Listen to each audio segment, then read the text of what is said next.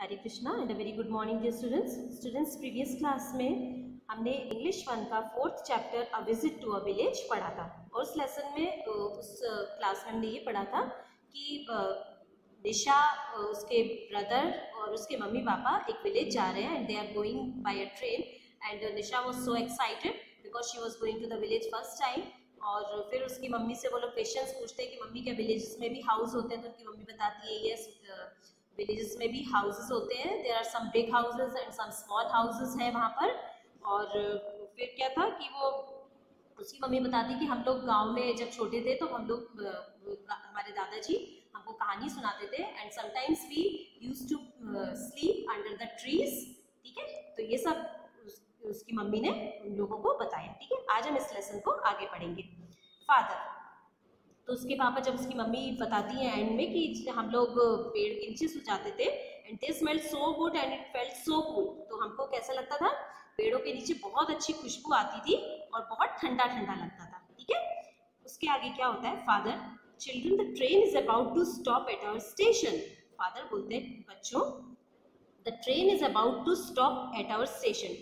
Train पहुंच, about means पहुंचने ही वाली है, हमारे स्टेशन पर ट्रेन पहुंचने ही वाली है, स्टॉप रुकने वाली है। Let us pick up the bags and move towards the exit. Let us means चलो, हम पिकअप मीन्स उठाते हैं बैग्स को, हमारे बैग्स को उठाते हैं and move towards the exit, और एग्जिट की तरफ मीन्स जो बाहर जहाँ पर गेट है वहाँ पर चलते हैं।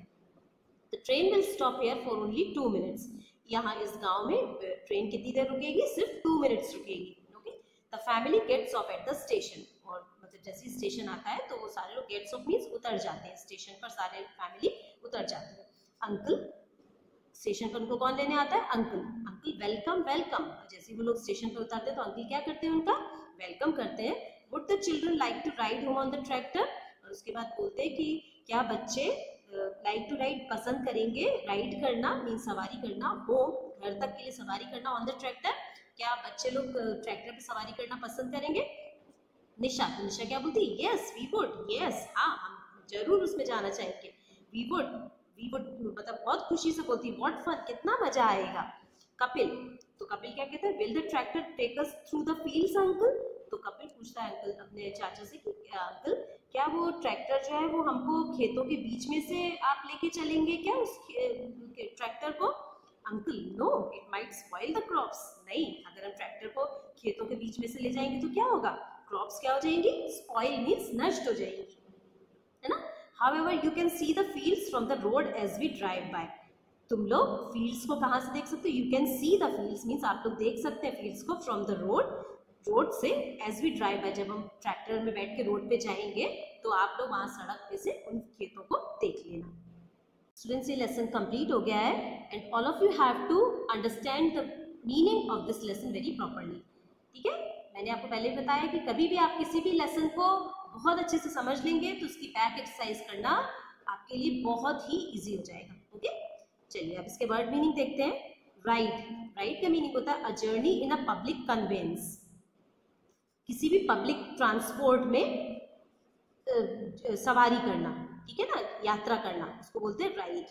Gets off, here comes out of the train, यहाँ पर गेट्स ऑफ का मीनिंग है comes out of the train, train से नीचे उतरना, बाहर आना। Spoil means to ruin, spoil का मीनिंग, ruin मीन्स होता है नष्ट करना, बेकार हो जाना, खराब हो जाना। ठीक है, तो स्पॉइल का मीनिंग होगा टू ruin। ओके, आपको ये वर्ड मीनिंग आपकी इंग्लिश 1 फेयर कॉपी में lesson number, lesson name, side में डेट आएगी ऊपर कॉर्नर में, और उसके बाद वर्ड मीनिंग हेडिंग डाल के और आपको वर्ड मीनिंग लिखने हैं। ठीक है, आपको याद होगा सभी जितने भी हेडिंग आप डालेंगे सबको स्केल से अंडरलाइन करेंगे, जैसे लेसन नेम, लेसन नंबर सबसे पहले, उसके बाद lesson name and then word meaning, सबको आप स्केल से अंडरलाइन करेंगे और लिखने के बाद में आप वर्ड मीनिंग लिखेंगे। ठीक है, और उसके बाद आगे की भी हम बैक एक्सरसाइज देखते हैं। नेक्स्ट बैक एक्सरसाइज है MCQs which is on page number 24। Tick the correct option. Okay, ये आप पहले भी कर चुके हैं इस तरह की exercises. So first question is Nisha's family was going to uh, Nisha की फैमिली जो थी वो कहाँ जा रही थी, विलेज, हिल स्टेशन और टाउन। कहाँ जा रही थी, विलेज मीन्स क्या होता है, गांव, हिल स्टेशन मीन्स कोई भी पहाड़ी इलाका। Okay, hill station and town means शहर। कहाँ जा रहे थे वो लोग, विलेज, तो सही आंसर क्या होगा, विलेज। ठीक है, second, the big houses in the village have, जो विलेज में बिग हाउसेस थे उनकी कैसी, अब इसके ऑप्शंस क्या है, टाइल्ड रूफ्स, थैच्ड रूफ्स और मड रूफ्स। रूफ्स का मीनिंग मैं आपको बता चुकी हूँ, छत, ठीक है। तो बिग हाउसेस जो थे उनकी छतें कैसी थी, विलेज में टाइल्ड रूफ्स थी, हमने लेसन में पढ़ा था, टाइल से बनी हुई थी, थैच मीन्स घास फूस से, भूसे से बनी हुई थी, और मड मीन्स मिट्टी से बनी हुई थी। क्या चीज से बनी हुई थी बिग हाउसेस की रूफ्स, टाइल्ड रूफ्स थी, ठीक है। तो इसका answer A. Third question is uncle and aunty used to work, uncle और आंटी कहाँ पर काम करते थे, in a shop, at an office और एट अ फार्म, कहाँ पर काम करते थे वो लोग, at a farm. So right answer is C, okay. Fourth one is behind uncle's house there were, uncle के घर के पीछे क्या थे, 2 mango trees, 2 neem trees, uh well, क्या था, हमने स्टोरी में पढ़ा था 2 neem trees. So the correct answer is B, 2 neem trees, okay. Fifth one is uncle drove the children home in uh, uncle ने बच्चों को ड्राइव किस में बैठाकर वो घर ले गए थे बच्चों को, बुलक कार्ट मीन्स बैलगाड़ी में, बस में या ट्रैक्टर में, किस में बैठाकर ले गए थे, ट्रैक्टर में। So the correct answer is C. Let us do its question and answers, okay.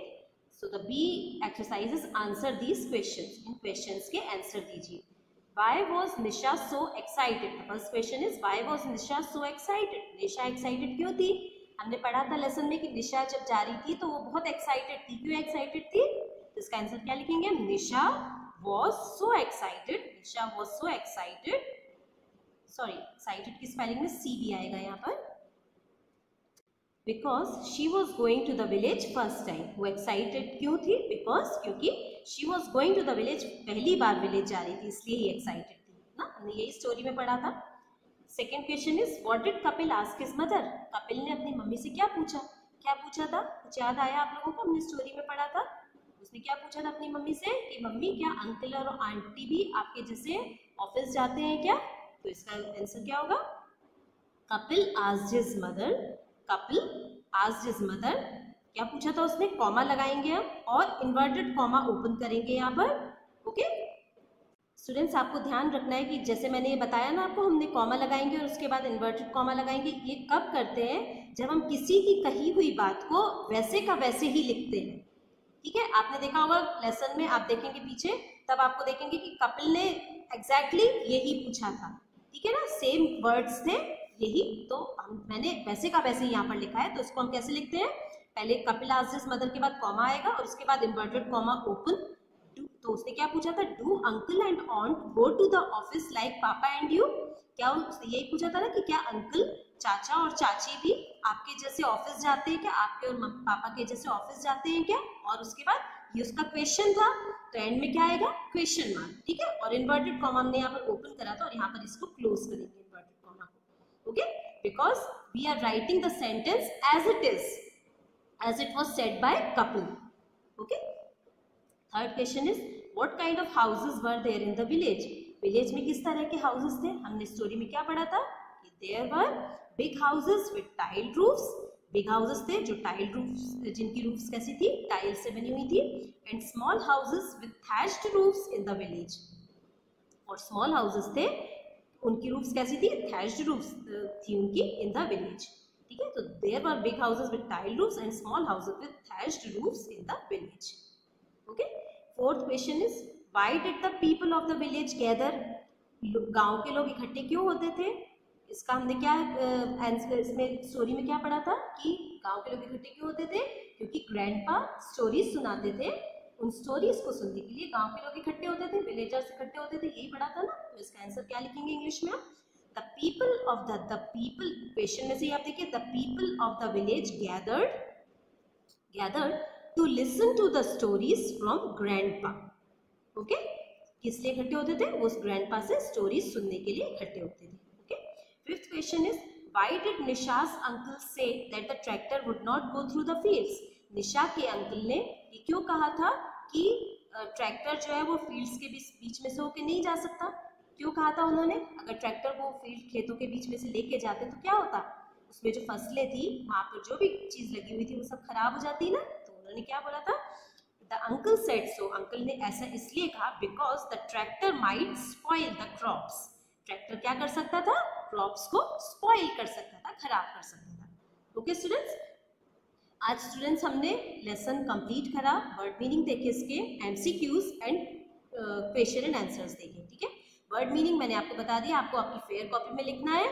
MCQs आपको बुक में ही सॉल्व करने हैं, ये एमसीक्यूज जो अभी हमने देखे वो आपको बुक में ही सॉल्व करने हैं।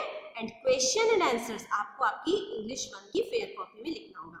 So word meaning and question and answers, अभी ये 2 एक्सरसाइज मैंने आपको आपकी कॉपी में करने के लिए, फेयर कॉपी में करने के लिए बोला है। ठीक है, सो आंसर दिस क्वेश्चंस लिखने के पहले भी आप हेडिंग लिखेंगे सबसे पहले, और उसके बाद आंसर दिस क्वेश्चंस हेडिंग लिखिए, उसके बाद स्केल से अंडरलाइन करेंगे। एंड देन फर्स्ट क्वेश्चन आपको बुक में से नोट करना है, इसकी आंसर शीट जैसे आपको हमेशा मिलती है, आंसर शीट मिलेगी। So you have not to write answer from here. ठीक है, आपको आंसर यहाँ से लिखने की जरूरत नहीं है, आपको इसकी आंसर शीट मिलेगी।